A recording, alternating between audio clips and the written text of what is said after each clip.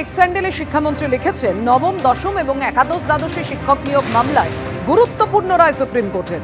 সর্বোচ্চ আদালত নিয়োগ প্রক্রিয়া 31শে অগস্টের মধ্যে শেষ করতে নির্দেশ দিয়েছে, যা মুখ্যমন্ত্রী মমতা বন্দ্যোপাধ্যায়ের সঠিক দিক নির্দেশের প্রতি আস্থার উজ্জ্বল দৃষ্টান্ত। আর এই সময়সীমার মধ্যে আগের শিক্ষকরা আগের মতোই কাজ চালিয়ে যেতে পারবেন। বিচারপতি সঞ্জয় কুমারের বেঞ্চের এই নির্দেশে পরিষ্কার, West Bengal central school service commission স্বচ্ছতা এবং দায়বদ্ধতার সঠিক পথেই এগোচ্ছে।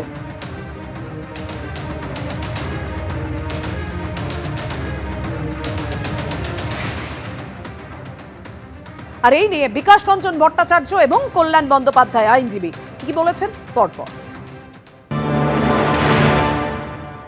ওরা দরখাস্ত করে বলেন যে আমরা শেষ করতে পারিনি, অনেকগুলো স্টেপ নিতে হবে, এখনো রেকমেন্ডেশন আসবে, তারপরে মেডিকেল, তারপরে পুলিশ ভেরিফিকেশন, এইসবের জন্য সময় লাগবে, তাই একটু আমাদের সময় দাও। তা আদালত ওদের আগস্ট পর্যন্ত সময় দিয়ে। আপনারা তো একটা আপত্তি জানাচ্ছিলেন। আমরা আপত্তি জানাচ্ছিলাম যে এই বাহানা করে ওরা এই যাদের ইলিগাল অ্যাপয়েন্টমেন্ট হয়েছে তাদের অ্যাপয়েন্টমেন্ট কিছুদিন টানতে চাইছে। আর যেটা আদালতকে বলা যায় না, আমাদের মনে হচ্ছে সে সামনে নির্বাচনে ওরা এটাকে একটা হাতিয়ার করার চেষ্টা করবে, কিন্তু এটা ওদের পক্ষে বয়ে হবে।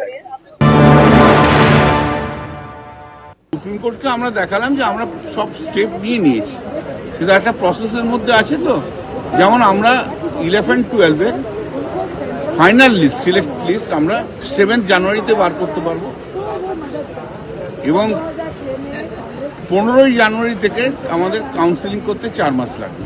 19-এর লিস্ট বার করতে, ফাইনাল লিস্ট বার করতে আমাদের মিডল অফ মার্চ হয়ে যাবে, আর তারপরে 4 মাস কাউন্সিলিং লাগবে। তা সুপ্রিম কোর্ট ওই জন্য 31 আগস্ট পর্যন্ত, যেটা 31শে ডিসেম্বর পর্যন্ত ছিল, সেটাকে এক্সটেন্ড করে দিয়েছে এক্সটেনশন। এবং এই 31 ডিসেম্বর পর্যন্ত যারা যারা চাকরিতে ছিল তারা চাকরিটা 31 আগস্ট পর্যন্ত করতে পারে। অতৃপ্ত আত্মার জন্য আমাদের এই সমস্ত হচ্ছে। জজ সাহেব জিজ্ঞেস অতৃপ্ত what is the spelling, what is the how to আটার, মানে অতৃপ্ত আত্মা, আনস্যাটিসফ্যাক্টরি সোল। এই যে যারা করছে, বিকাশবাবুরা যাদের মামলা করছে, সিপিএম এর লোকগুলো, সব আনস্যাটিসফ্যাক্টরি সোল, বুঝতে পারছো না? কোথাও কোনো সাকসেস নেই ওদের। প্রক্রিয়াটা প্রায় 40,000 মতো অ্যাপয়েন্টমেন্ট হবে, তার মধ্যে আনটেন্টেড কত আছে? হার্ডলি 12,000। বাকিটা তো ফ্রেশারদের জন্য যাবে। 28,000 নতুন ছেলে মেয়ে চাকরি পাবে পশ্চিমবাংলায়। ওদের বক্তব্য হচ্ছে ইলেকশন পর্যন্ত কোনো কিছু করতে দেবো না, ঘেঁটে দে, সব ঘেঁটে ঘুটে দে। ফের পথে এসএসসির নতুন চাকরি প্রার্থীরা। শিয়ালদা থেকে ধর্মতলা পর্যন্ত তারা মিছিল করেন, হাতে চায়ের কেটলি, চপ মুড়ি নিয়ে প্রতীকী প্রতিবাদ।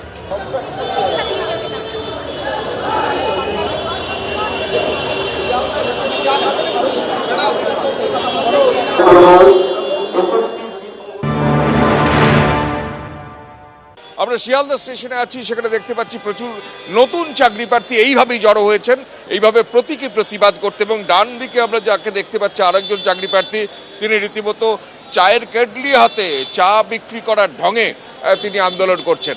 দেখুন, আমরা ফ্রেশাররা লাঞ্ছনা, বঞ্চনা, গঞ্জনার শিকার, আমরা চক্রান্তের শিকার। আমাদের সঙ্গে চক্রান্ত করা হয়েছে, ষড়যন্ত্র করা হয়েছে, যে ফ্রেশারদের ডিভাইড করা হচ্ছে, ফ্রেশারদের সঙ্গে চক্রান্ত করা হচ্ছে, যে আমরা ফ্রেশারদের কিছু সুযোগ দিয়েছি, কিন্তু যখন প্যানেল লিস্ট বেরোবে তখন দেখা যাবে যে ফ্রেশারদের নাম শেষের দিকে। কিন্তু এইভাবে মুড়ি, চপ, সিঙ্গারা নিয়ে আপনারা মিছিল করছেন। এটাই আমাদের ভবিষ্যৎ প্রজন্মকে দেখাতে চাইছি যে তোমাদের পড়াশোনা করে কি হবে, তাদের গার্জিয়ানকে দেখাতে চাইছি আপনারাও প্রতিবাদে নামুন। দেখুন, সবার নজর ছিল যেদিকে, যে যোগ্য চাকরিহারারা তারা কি বাড়তি সময় পাবেন, কারণ ডেডলাইন ছিল 31শে ডিসেম্বর। নবম, দশম ও একাদশ দ্বাদশে নিয়োগ প্রক্রিয়া শেষের সময়সীমা বাড়ল। নিয়োগ প্রক্রিয়া শেষের সময়সীমা বাড়ালো সর্বোচ্চ আদালত। 31শে অগস্ট পর্যন্ত চাকরি করতে পারবেন যোগ্য চাকরিহারারা। 2025-এর 31শে ডিসেম্বরের বদলে সময়সীমা বেড়ে 2026-এর 31শে অগস্ট হলো।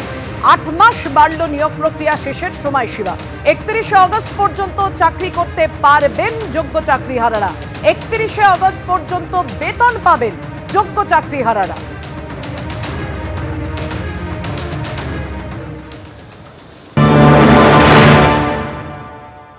31শে ডিসেম্বর পর্যন্ত সুপ্রিম কোর্টের লাস্ট গাইডলাইন্স ছিল।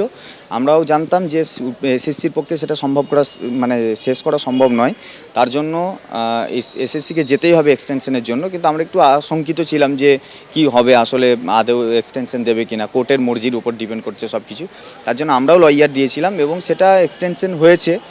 তো তার জন্য স্বাভাবিকভাবে একটু স্বস্তি, কারণ হচ্ছে যদি 31শে ডিসেম্বরের মধ্যে শেষও হলো না, আবার সব কিছু আটকেও গেল, তো সেক্ষেত্রে একটা বড় সংখ্যক শিক্ষক শিক্ষিকা যারা সম্পূর্ণ নিরপরাধ হওয়ার পরেও চাকরি হারিয়েছে, তারা কিন্তু ভীষণভাবে ক্ষতিগ্রস্ত হতো এবং তাদের খুবই ক্ষতিগ্রস্ত তার জায়গা যেত। কারণ আমরাও চেয়েছিলাম যাতে এক্সটেনশন হয় এবং আমরাও লয়ার দিয়েছিলাম, তো এক্সটেনশনটা হয়েছে, এটাকে আমরা পজিটিভলি নিচ্ছি। এখনো সুযোগ আছে, যারা যোগ্য শিক্ষাকর্মী শিক্ষক শিক্ষিকা আছে এসএসসি 2016 প্যানেল, তাদের যোগ্য তালিকাটা এখনও কান ধরে কলকাতা হাইকোর্টে মামলা চলছে, সেখানে প্রকাশ করলে তারা সেই তালিকা অ্যাপ্রুভ করে সুপ্রিম কোর্টে পাঠিয়ে দেবে, সবার চাকরি ফিরে যাবে। কিন্তু মুখ্যমন্ত্রী চান কেবলমাত্র অযোগ্য যারা টাকা দিয়েছে, যারা ঘুষ দিয়েছে, তাদেরকে বাঁচাতে হবে। 1806 জন কি অযোগ্য শিক্ষকদের তালিকা, জনগণের করের টাকা এই অযোগ্য শিক্ষকদের দেওয়া হয়েছে। আমি বিচারকদের অনুরোধ করব, সুপ্রিম কোর্ট হাইকোর্ট, যে মাননীয় মুখ্যমন্ত্রীর বিরুদ্ধে স্বতঃপ্রণোদিতভাবে ব্যবস্থা নিন। জনগণের করের টাকা খরচা করে তিনি এদেরকে বেতন দিয়েছেন, কেন চাকরি চুরির দায় নিয়ে মুখ্যমন্ত্রীকে গ্রেপ্তার করা হবে না? দেখুন, 8 মাসের এক্সটেনশন এরা যে প্রসেসের মধ্যে দিয়ে আমাদের নিয়ে যাচ্ছে SLST 2, তার জন্য প্রয়োজন ছিল এবং এটা যে হবে আমরা জানি। ফ্রেশ সিলেকশন অ্যাফোরসেট পোস্ট, অর্থাৎ 2016 প্যানেলের যে ভ্যাকান্সি ছিল সেই ভ্যাকান্সিতে ফ্রেশ সিলেকশন লিখে নিয়ে আসলো, ফ্রেশ রিক্রুটমেন্ট নিতে পারলো না টাইমের মধ্যে। এই যত প্রক্রিয়া কেবলমাত্র অযোগ্যদের বাঁচাও, নিজেদের গদি বাঁচাও, চাকরি চুরির দুর্নীতি কোনো মিলিয়ে দাও। এখন ভোট আসছে 26 সালের, মিলিয়ে দাও, গুলিয়ে দাও, ওদের চাকরি দরকার নাই। কারণ মুখ্যমন্ত্রী শিক্ষকদের চাকরি দিতে চান না, তিনি সেই টাকা দিয়ে খেলা করবেন, মেলা করবেন, দান খয়রাতি করবেন, ভিক্ষা দেবেন আর যোগ্য শিক্ষকদের মারবেন। কারণ সুপ্রিম কোর্ট বলেছিল যারা অযোগ্য তাদের বেতন ফেরত দেওয়ার কথা, এখনো পর্যন্ত বেতন ফেরত দিয়েছে? অর্থাৎ চাকরিহারা শিক্ষকরা এটাই প্রশ্ন তুলছেন এবং তাদের এটাই দাবি যে সাময়িক স্বস্তি নয়, দীর্ঘস্থায়ী সমাধান চাই এবং সেটা দিতে পারবে রাজ্য সরকার আর এসএসসি তাদের সদিচ্ছা। নবম, দশম ও একাদশ দ্বাদশে নিয়োগ প্রক্রিয়া শেষের সময়সীমা বাড়ালো সুপ্রিম কোর্ট।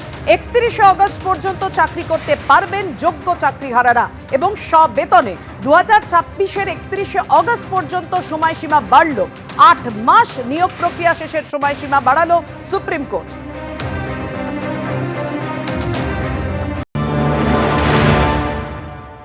এটা কাম্যই ছিল, কারণ একটা নিয়োগ প্রক্রিয়া হতে কতটা সময় লাগতে পারে সেটা যারা করে এবং যারা এই প্রসেসের মধ্যে দিয়ে যায় তারাই জানে।